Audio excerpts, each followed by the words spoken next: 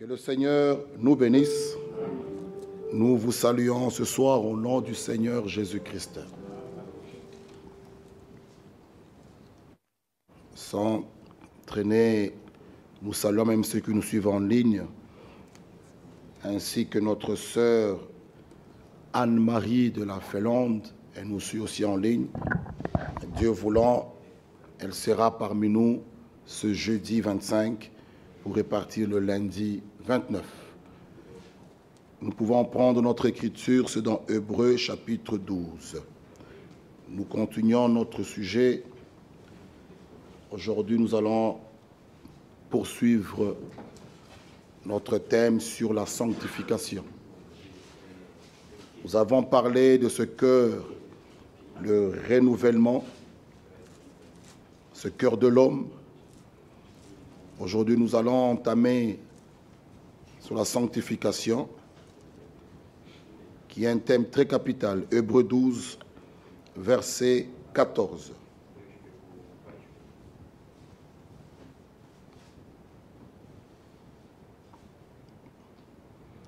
Recherchez la paix avec tous et la sanctification sans laquelle personne ne verra le Seigneur.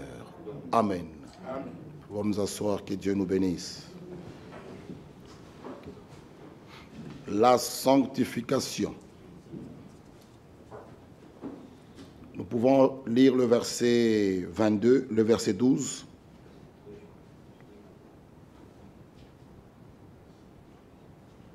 En lisant même le verset 11, afin que... Même le verset 10.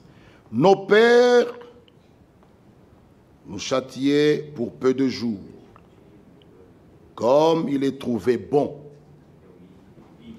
Mais Dieu nous châtie pour notre bien, afin que nous participions à sa sainteté. Le but du châtiment, comme nous voulons de lire, c'est pour que nous participions à sa sainteté. C'est pour marcher comme Dieu marche. C'est pour marcher dans ses voies. Le verset 11. Il est vrai que tout châtiment semble d'abord un sujet de tristesse et non de joie. Mais il produit plus tard, pour ceux qui ont été ainsi exercés, un fruit paisible de justice. Fortifiez donc vos mains languissantes et vos genoux affaiblis, et suivez avec vos pieds des voies droites, afin que ce qui est boiteux ne dévie pas, mais plutôt se raffermisse. Maintenant, il nous dit, recherchez la paix avec tous et la sanctification, sans laquelle personne ne verra le Seigneur. Mes frères et sœurs, la sanctification, en rapport avec l'enlèvement, la sanctification, c'est sa volonté. La Bible nous dit, sans laquelle personne ne verra le Seigneur. La paix et la sanctification vont ensemble. La Bible nous recommande d'être en paix avec tous. Tous. Autant que cela dépend de vous. Soyez en paix avec tout le monde. Jésus-Christ revient bientôt. Celui qui veut réellement le voir, mon frère, ma soeur, doit être en paix avec tous. La sanctification, ce thème, beaucoup de gens négligent cela. Oui, nous pouvons prêcher sur les promesses. C'est très bien.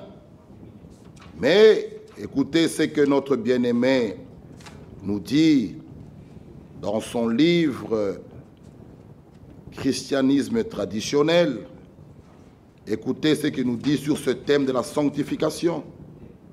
Il nous dit ceci. Ce thème de la sanctification fait également partie de la prédication du plein évangile. Ce thème sur la sanctification fait partie de la prédication du plein évangile. Dans Hébreux 12, 14, il nous est dit clairement: poursuivez la paix avec tous et la sainteté, sans laquelle nul ne verra le Seigneur. Mais maintenant, écoutez la suite. C'est une affaire à prendre au sérieux. Cette affaire sur la sanctification, c'est une affaire à prendre au sérieux. Il est dit ici de ceux qui ont cru, qui ont été justifiés, régénérés, qui sont nés de nouveau, que sans la sanctification, ils ne verront pas le Seigneur.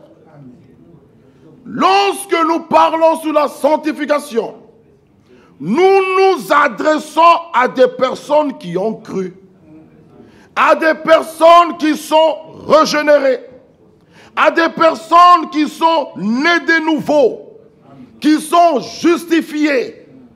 C'est à eux, quand nous parlons de la sanctification, nous nous adressons à eux. À celui qui n'a pas encore cru, nous lui prêchons la croix. Nous lui montrons l'œuvre accomplie au bois du calvaire. Mais à ceux qui sont crus, comme vous et moi, nous vous montrons que la sanctification, sans laquelle personne ne verra le Seigneur, vous devez marcher dans la sanctification. C'est aux personnes régénérées, qui ont cru, sanctifiées. C'est à eux que nous pouvons parler ce soir. Cela signifie que sans cette sanctification, ils n'auront aucune part à la première résurrection, qui ne seront pas transmués et enlevés pour avoir part aux noces de l'agneau. Maintenant, écoutez ce que l'homme de Dieu dit. C'est justement cela, le but de tous les efforts des croyants. Ah! Le but de tous les efforts des croyants, ils aimeraient le voir, car c'est alors qu'ils seront transformés à son image. Vous voyez, lorsque nous le verrons, comme cela est écrit dans 1 Jean 3, lisez avec moi 1 Jean chapitre 3.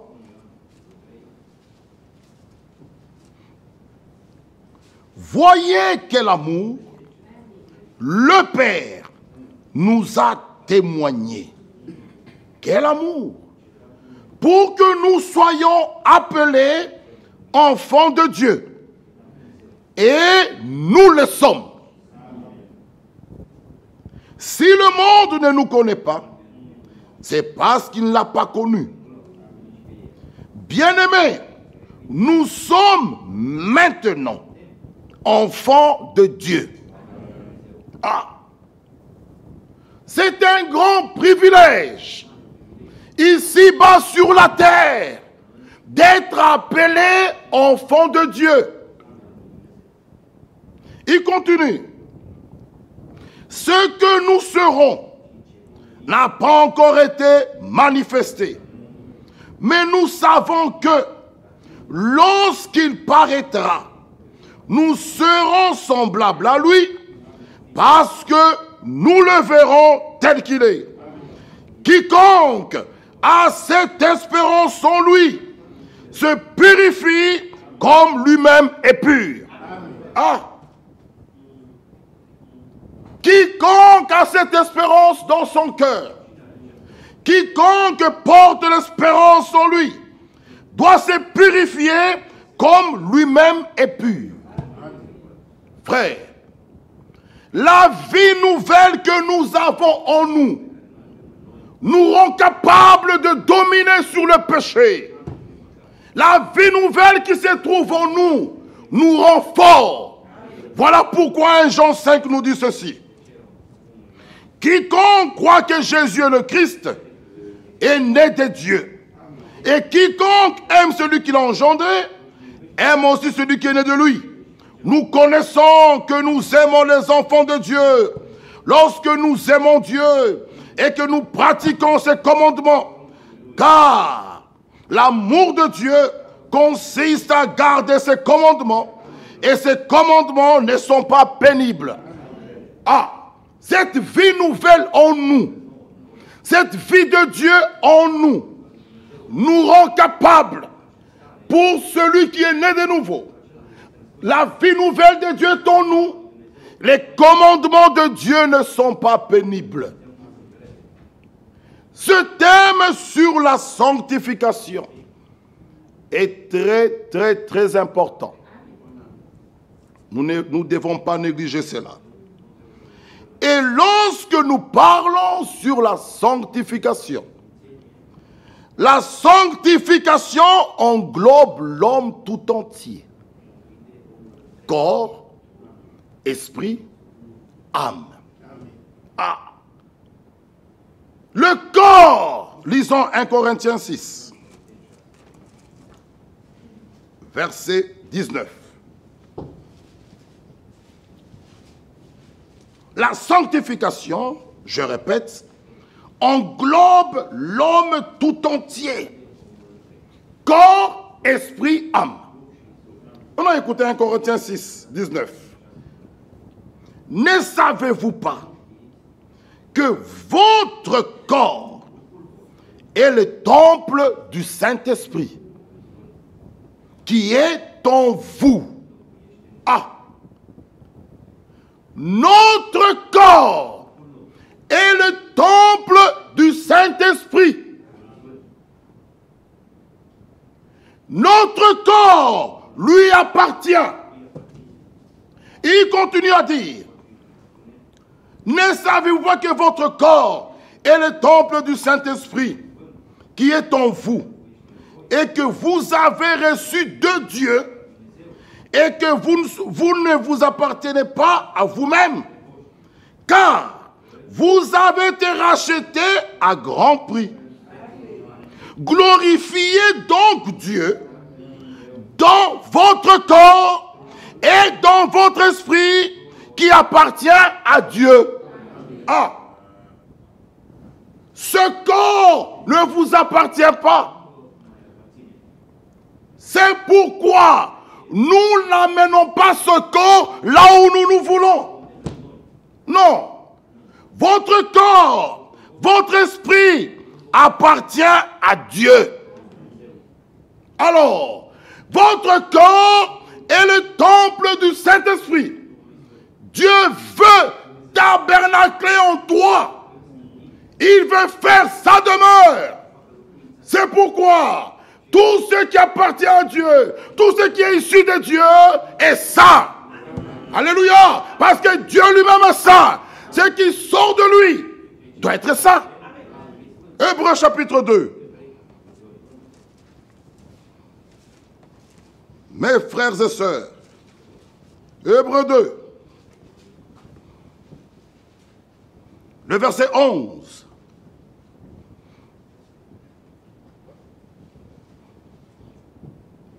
Car celui qui sanctifie et ceux qui sont sanctifiés sont tous issus d'un seul. Ah, ah. Nous sommes issus d'un seul. Alléluia. Ce que Dieu revendique comme sa propriété est ça. Lisons cela dans Exode. Vous allez voir. Exode 3, verset 5. Vous allez voir. Exode 3, verset 5.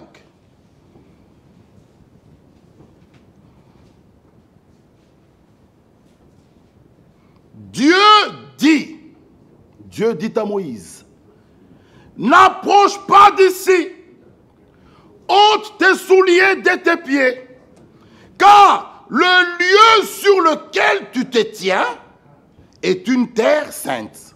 Ah, voilà pourquoi nous disons, ce que Dieu revendique comme sa propriété est saint.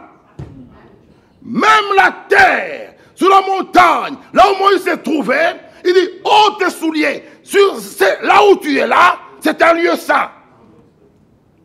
Alors, si Dieu, cet endroit-là peut être saint, parce que lui, le Saint des Saints, a revendiqué que cet endroit-là, je prends là. Qu'en est-il de ses enfants? Pierre nous dit, nous étions avec lui sur la montagne sainte. Que dit le psaume 15?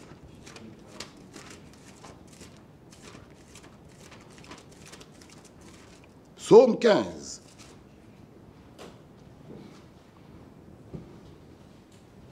À 2. Ô Éternel, qui séjournera dans ta tente? Qui demeurera sur ta montagne sainte? Écoutez la réponse. Celui qui marche dans l'intégrité, qui pratique la justice et qui dit la vérité selon son cœur. Alléluia. Vous voyez, qui séjournera dans ta tente? Qui demeurera sur ta montagne sainte? Allons dans 1 Pierre. Allons dans 1 Pierre. 1, 18.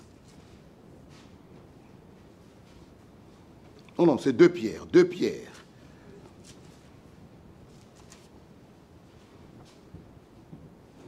Le verset 17. Car, 2 Pierre 1, 17. Car il a reçu de Dieu le Père honneur et gloire. Quand la gloire magnifique lui fit entendre une voix qui disait, celui-ci est mon fils bien-aimé, en qui j'ai mis toute mon affection. Et nous avons entendu cette voix venant du ciel lorsque nous étions avec lui sur la sainte montagne. Ah! C'est que Dieu revendique comme étant sa propriété et saint. Paul l'a compris. Écoutez, Éphésiens.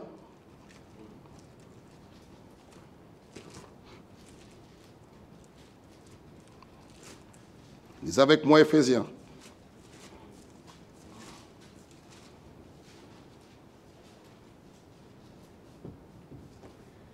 Juste ici. Paul dit, Paul, apôtre de Jésus-Christ, chapitre 1. Par la volonté de Dieu. Il dit, aux saints qui sont à Éphèse. Ah. Aux saints qui sont à Bruxelles. Aux saints qui sont en Roumanie. Aux saints qui sont en France. Aux saints qui sont en Asie. Vous voyez, c'est que Dieu revendique. Dieu lui-même est saint. Sa parole est sainte. Son esprit est saint. Son église est sainte. Son peuple est un peuple saint. Alors, parmi son peuple, nous marchons dans les voies de sainteté. Ça, c'est des principes que nous devons respecter. Si nous voulons voir Dieu réellement agir parmi nous, marchons dans ses voies. Dieu, il est le Dieu de sa parole. Hébreux chapitre 1er.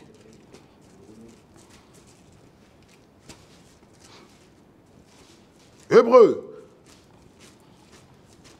chapitre 1er, le verset 3. Parlons un peu de sa parole.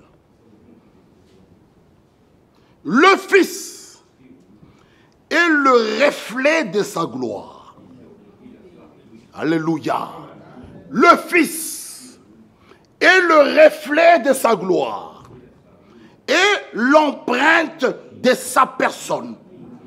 Et il soutient toutes choses par sa parole puissante. Ah! Il soutient toutes choses par sa parole puissante.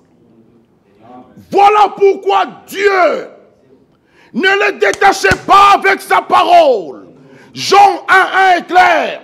Au commencement était la parole. La parole était avec Dieu. La parole était Dieu. Ah! Ne séparez pas ces choses. Si vous voulez voir les bénédictions dans votre vie, marchez dans les voies de Dieu. Honorez la parole de Dieu. Dieu tient à sa parole. Jean 17 nous dit quoi? Pour la parole. Même pour notre sanctification. Écoutez. Sanctifie-les par ta vérité. Qu'est-ce que la vérité? Ta parole est la vérité. Ah! C'est la parole pure, sans mélange, sans interprétation. C'est cette parole qui nous sanctifie. Lorsque vous la croyez, elle tombe dans votre cœur. Lisez avec moi. 1 Thessaloniciens chapitre 2.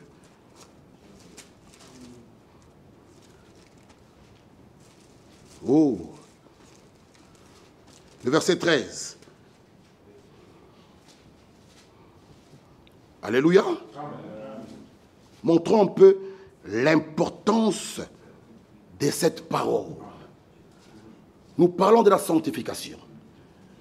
Les fausses doctrines, les interprétations, les critiques, les médisances, les calomnies, toutes ces choses-là nous souillent. Ce qui nous sanctifie, c'est la parole de vérité. Ah, c'est pourquoi, comme les disciples de Béret, nous vérifions, nous écoutons, nous disons Amen uniquement à la parole de vérité. C'est cette parole de vérité, selon Éphésiens 1:13, que Dieu viendra sceller en nous. Ah! Lisons l'écriture, le verset 13. C'est pourquoi nous rendons continuellement grâce à Dieu de ce qu'en recevant la parole de Dieu que nous vous avons fait entendre, vous l'avez reçue, non comme la parole des hommes, mais ainsi qu'elle est véritablement comme la parole de Dieu qui agit en vous qui croyez. Ah! La parole de Dieu agit dans les croyants. Si elle n'agit pas, alors c'est vous qui ne croyez pas. Ah! La Bible est claire. La parole agit en vous qui croyez. Donc, la parole agit dans les croyants. Là où la parole trouve la foi, la parole agit. Alléluia. La parole est une semence. Luc 8:11. Quand elle tombe dans un bon cœur, certainement cette parole agira. Là où la parole trouve la foi, elle produit. Elle se multiplie. Vous voyez. Donc la parole est efficace. La parole. C'est pourquoi, dans l'église du Dieu vivant, nous pouvons y apporter et y prêcher que la parole. Cette parole-là, elle tombe dans notre cœur. Tu dis amen à la parole. Cette parole-là agira. Les dogmes et les credos ne font rien, mon frère. Elle rend les gens hypocrites. La parole de Dieu a une puissance. Elle contient en elle la puissance que Dieu a mis en elle. Dès qu'elle tombe en toi, elle agit. Au commencement, la terre était informe et vide. L'Esprit de Dieu s'est mouvé au-dessus des eaux. Dieu a parlé. Toutes choses ont été créées par elle. Même dans l'Église, nous faisons toutes choses d'après la parole de Dieu. Alléluia. Jean 17 est clair. Sanctifie-le par ta vérité. Ta parole est la vérité. Ah! Même pour notre guérison. Le psaume 7 nous dit quoi? Lisez avec moi. Le psaume 107. Le psaume, chapitre 107. Le verset 20. Il envoya sa parole et les guérit. Même ce soir, vous écoutez sa parole. Avec foi, vous sortirez d'ici guéri. Il envoya sa parole et sa parole est guérie. Frère, lisez avec moi Jean 8. Jean chapitre 8.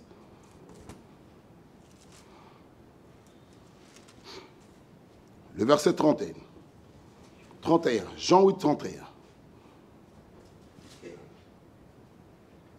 Et il dit aux Juifs, le verset 30, comme Jésus parlait ainsi, plusieurs crurent en lui.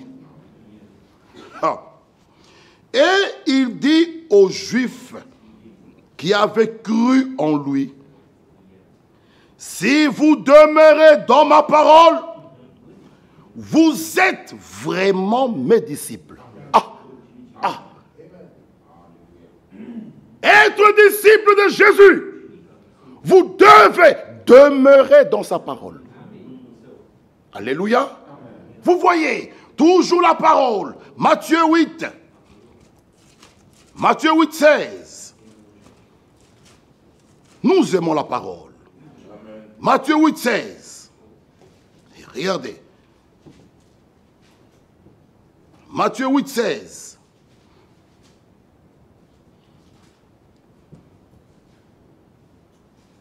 Le soir, on amena auprès de Jésus plusieurs démoniaques. Il chassa les esprits par sa parole. Jésus chassa les esprits qui tourmentaient toutes ces personnes par sa parole et il guérit tous les malades. Vous voyez, sa parole, elle contient vraiment, mon frère et ma soeur, si nous la laissons telle qu'elle est sortie de la bouche de Dieu, cette parole-là, Jésus, on lui amena une femme adultère. Maître, nous avons trouvé cette femme en flagrant délit. Mais Moïse, le prophète, nous a dit ça. Et toi, que dis-tu? Ils oublient que Moïse, dans Deutéronome 18, avait déjà parlé de lui.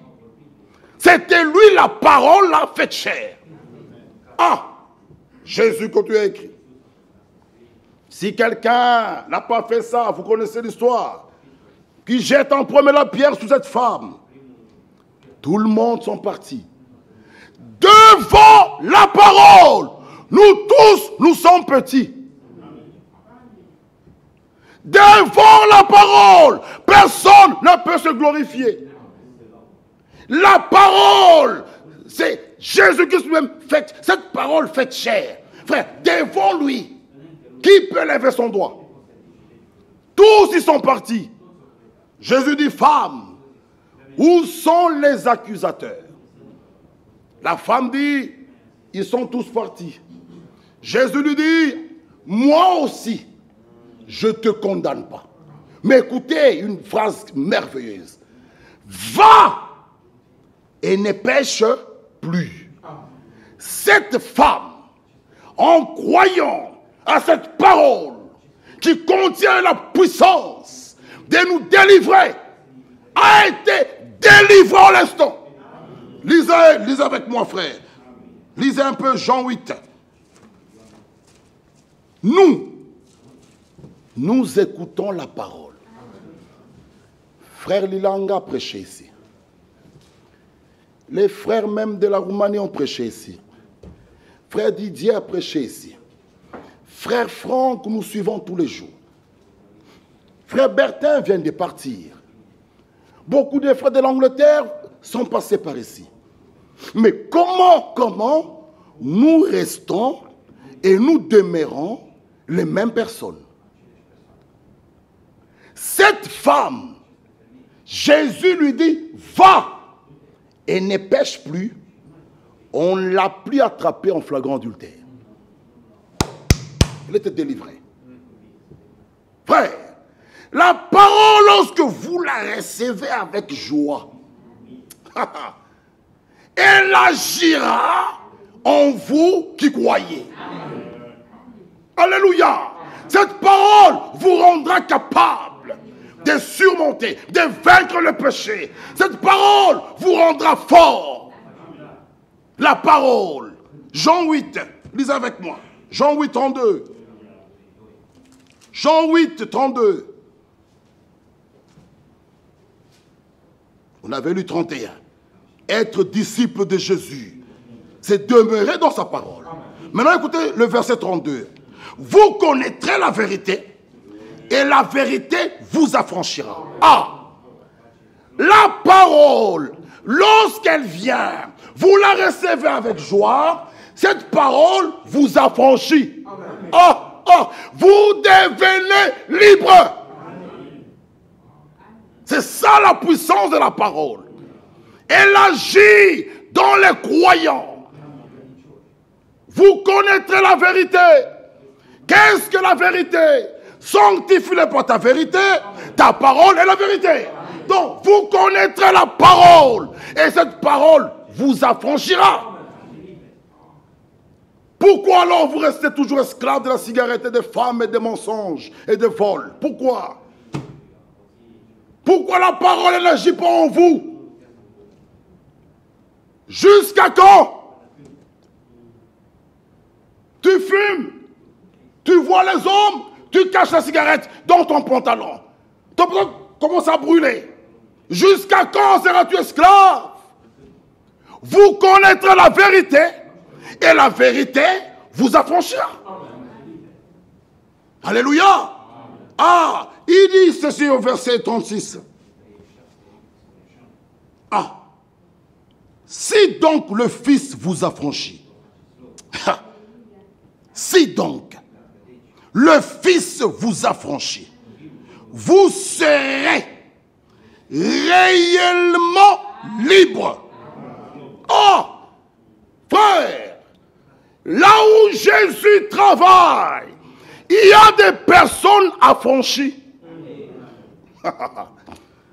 Ma soeur et mon frère, nous ne sommes pas là pour toujours se pleurer. Non, là où Jésus est, il y a des victoires. Il y a des guérisons. Ah, il y a des personnes affranchies. Il y a des personnes libérées. Nous voyons sa main. Même mon langage change. Ah. Éphésiens 5. La parole. 5, 25. Regardez. pour notre purification. Hein? Regardez Éphésiens 5, 25. Marie, que chacun aime sa femme. Si Jésus, mon frère, marié, est réellement dans ton cœur, tu aimeras ta femme. Oh. Jésus qui a la parole, il est dans ton cœur. Cette parole va agir, va devenir vivante en toi. Ah, Marie, que chacun aime sa femme. Comme Christ a aimé l'Église et s'est livré lui-même pour elle. Pour faire quoi? Afin de la sanctifier, en la purifiant, en la lavant par l'eau de la parole. Ah! Vous voyez, la parole nous purifie, la parole nous lave, nous sanctifie, nous rend libres. La parole de Dieu. Jean 1,12. Jean 1,12. Mais à tous ceux qui l'ont reçu, à ceux qui croient en son nom, elle a donné le pouvoir de devenir enfants de Dieu, lesquels sont nés, non du sang, ni de la volonté de la chair, ni de la volonté de l'homme, mais de Dieu. Ah! Elle a donné le pouvoir de devenir enfant de Dieu. Cette parole s'émence. Lorsque vous la recevez, vous êtes engendrés par sa parole et son esprit. Elle a donné le pouvoir à ceux qui l'ont reçu de devenir enfants de Dieu. Vous voyez la parole, ce qu'elle peut faire en nous. Vous voyez, c'est pourquoi nous devons prêcher que la parole. Timothée, vous voyez ce que la parole peut faire, peut produire dans le cœur d'un incrédule. Si la parole descend, elle trouve un bon terrain. Elle agira en vous qui croyez. Elle agit dans le croyant. Ah, c'est pourquoi nous devons aimer la parole. Vous voyez ce que cette parole peut produire. Timothée nous dit ceci. Je t'en conjure, 2 Timothée 4, devant Dieu, devant Jésus-Christ, qui doit juger les vivants et les morts, et au nom de son avènement et de son royaume, prêche la parole. Ah, ah, en tant qu'assemblée du Dieu vivant, nous sommes là pour écouter la parole. Cette parole, frère, il envoya sa parole les guérit. Être disciple de Jésus, si vous demeurez dans ma parole. Ah, Jean 17, sanctifie-le par ta vérité, ta parole est la vérité. Elle nous sanctifie. Cette même parole nous guérit. Vous voyez, c'est pourquoi, mes bien-aimés frères et sœurs, nous devons aimer la parole. Un enfant naît, grandit et arrive à la maturité. Dans le naturel, dans le spirituel, même chose. Mais si nous négligeons la parole, comment allons-nous grandir? Comment? Petite chose, tu t'écroules. Petite chose, tu t'écroules. C'est normal, même dans le naturel, un enfant qui ne mange pas n'a pas une bonne santé. Une petite maladie, ça attrape. Un petit vent, ça attrape. Ah, l'enfant, sa santé n'est pas bien. Il faut veiller à sa nourriture. il faut veiller à sa croissance. Dans le spirituel, même chose. Lorsque les gens négligent la parole, cela nous inquiète aussi. Un petit démon, tu t'écroules. Petit démon, tu t'écroules. Il faut aimer la parole. La parole de Dieu, en elle, il y a tout ce que Dieu a besoin pour qu'elle puisse produire ce que Dieu veut. Ah, dans la parole, il y a tout ce dont Dieu a besoin. Dieu veut, exige la sainteté parmi son peuple. Qu'est-ce qu'on va faire? On va taper les gens? Non. Nous donnons la parole. Vous recevez la parole. Dans cette parole que vous recevez, il y a tout. C'est dont Dieu a besoin pour que Dieu fasse ce qu'il veut. Il veut une église sainte, donnons la parole. Cette parole-là, c'est elle, cette parole-là. Lorsque vous la croyez, vous dites Amen. Ah, elle agira. Amen. Frère, tu fumais, tu regardes un jour, le goût part. Qu'est-ce qui a fait cela? Ce n'est ni ton père ni ta mère, c'est la parole en nous. Amen. Alors, s'il y a culte, venons. Venons. Soyons là, donnons seulement nos oreilles. Que cette parole soit prêchée. Vous négligez, mais vous verrez. Parce que la parole agit en vous qui croyez. Ah! Dans le cœur d'un incrédule, qu'est-ce que cette parole peut produire? Vous voyez? Mais dans le cœur des croyants, comme Abraham, un croyant véritable, cette parole a produit. Ah! Abraham a eu confiance. Abraham n'a pas douté. Abraham a cru Dieu. Malgré son corps était mort et foutu. Mais il a cru. Il dit, j'aurai un fils. Ça, c'est ce que la parole produit en nous. Là où les médecins te disent, il n'y a plus d'espoir. La parole te dit, tout est possible à celui qui croit. La parole. Et tu témoignes. Tu dis, alléluia. Jésus m'a guéri. De quelle maladie? Du cancer. On dit, mais il n'y a pas moyen. Il y a moyen. Avec Dieu, tout est possible. La parole m'a dit. La parole, frère, la parole de Dieu nous donne une assurance. Alléluia. Voilà pourquoi, vous qui croyez la parole, soyez heureux. Alléluia. J'aime bien cette écriture d'Ésaïe.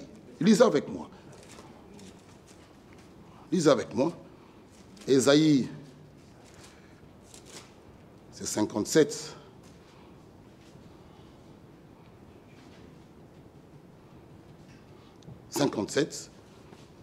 Oui. 15. 13. Quand tu crieras, alléluia, la foule de tes idoles te dérivera-t-elle? C'est une question. Toi, quand tu cries, est-ce que tes idoles vont te délivrer? Nous disons non. Quand tu cries, mais nous chantons un cantique ici. Quand je crie, Dieu m'entend. Alléluia. Mais ici, la question est posée. Quand tu crieras, la foule de tes idoles te délivrera-t-elle? Le vent les emportera toutes. Un souffle les enlèvera. Mais celui qui se confie en moi, celui qui se confie en l'Éternel, héritera le pays et possédera ma montagne sainte. Ah! Il continue encore. On dira, frayez, frayez, préparez le chemin. Enlevez tout obstacle du chemin de mon peuple. Bien-aimés frères, devant le peuple de Dieu, tout obstacle doit être enlevé. Alléluia. Car ainsi parle le Très-Haut, dont la demeure est éternelle et dont le nom est saint. J'habite dans les lieux élevés et dans la sainteté. Mais je suis avec l'homme contrit et humilié. Oh, afin de ranimer les esprits humiliés, afin de ranimer les cœurs contrits. Je ne veux pas contester à toujours, ni garder une éternelle colère, quand devant moi tombent en défaillance les esprits, les âmes que j'ai faites. À cause de son avidité coupable, je me suis irrité et je l'ai frappé. Je me suis caché dans mon indignation et le rebelle a suivi le chemin de son cœur. J'ai vu ses voies et je le guérirai. Je lui servirai de guide, je le consolerai, lui et ceux qui pleurent avec lui. Je mettrai la louange sur les lèvres. Paix, paix à celui qui est au loin et à celui qui est près, dit l'Éternel, je le guérirai. Vous voyez, la parole nous fait du bien. La parole de Dieu nous console. La parole de Dieu nous rend forts. La parole de Dieu en nous, frère. Non, nous devons aimer la parole. Sanctifie-les par ta vérité. Ta parole est la vérité. Ce qui peut sanctifier, je répète, c'est la parole de vérité qui nous est prêchée. Lorsque vous la recevez avec joie, frère, alors la sanctification est possible. La sanctification ne peut avoir lieu que là où l'homme est prêt à croire à toute la parole et prêt à la mettre en pratique. Vous voyez. Donc, arrêtons avec des discussions. Lorsque la parole de Dieu est prêchée, au lieu de bouder, de discuter, venez voir les prédicateurs. Qu'est-ce que l'Esprit a voulu nous dire quand tu as dit ça? Éclaire-moi un peu cette écriture. Il y a beaucoup de gens, ce sont les choses inutiles de ce monde qui bloquent votre marche pour arriver au baptême du Saint-Esprit. Des choses inutiles. Alors, lorsque la parole de Dieu sort, au lieu de critiquer, de parler en mal, nous risquons d'aller loin de Dieu. Mais venez voir le prédicateur. Mais qu'est-ce que l'Esprit a voulu nous dire par ta bouche lorsque tu as dit ça? Peux-tu m'éclairer? Frères et sœurs, alors nous pouvons tous prier que ta volonté soit faite sur la terre comme au ciel. Non pas ce que je veux, mais ce que tu veux. Alors, nous sommes prêts d'être candidats pour le baptême du Saint-Esprit. Sinon, nous viendrons à l'église, nous allons chanter, même passer devant, chanter, chanter, chanter. Je vous dis, frères et sœurs, ce n'est pas l'évidence qu'on est scellé. Il y a plusieurs qui ont dit, n'avons-nous pas prophétisé? N'avons-nous pas chassé les démons? Mais qu'est-ce qu'on leur a pas dit? Retirez-vous de moi, vous qui commettez l'iniquité. Vous chantez, c'est bien. Mais quand on brise la parole, Dieu n'y est pas. On peut chanter, mais l'obéissance vaut mieux que tout le sacrifice. Bien-aimés frères et sœurs, Jésus revient bientôt. Revenez à la parole. Pour être disciple de Jésus, demeurez dans sa parole. Lèvons-nous.